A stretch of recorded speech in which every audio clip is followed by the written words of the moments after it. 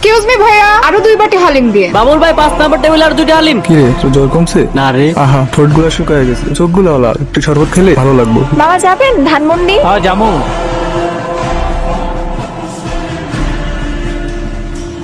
মনে আছে তো, আজকে বাবুর প্রথম রোজা, বেশি করে ফ্রুটস আনবে কিন্তু। কষ্ট হচ্ছে বাবা? না। না মানে আমি কি বুঝি না? মুখটা শুকিয়ে এতটুকু হয়ে গেছে, আজ কি খাবে বলো? পিজা খাবে?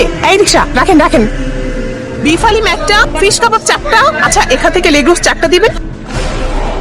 আচ্ছা মা, না খেয়ে থাকলে কি রোজা হয়? না বাবা, রোজার সময় সংযম করতে হয়, অন্যের কষ্ট বুঝতে হয়, আর মানুষের সাথে ভালো ব্যবহার করতে হয়। আরে এত আস্তে চালালে তো ইফতার রাস্তায় করতে হবে, জোরে চালান। সারাদিন রোজা রাখা রিক্সা চালাইছি তো শরীরে বল পাই না।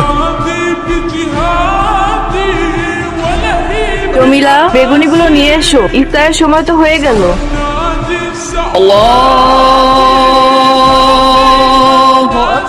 ইফতারটা করে নিন আঙ্কেল। ওসমান, তুমিও বসো, একসাথে ইফতার করি।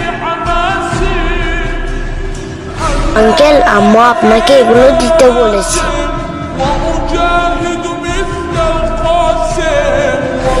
ও কোথায় গেল? ভাইয়া, ইফতারে জ্বরের মধ্যে শরবতটা খান, ভালো লাগে।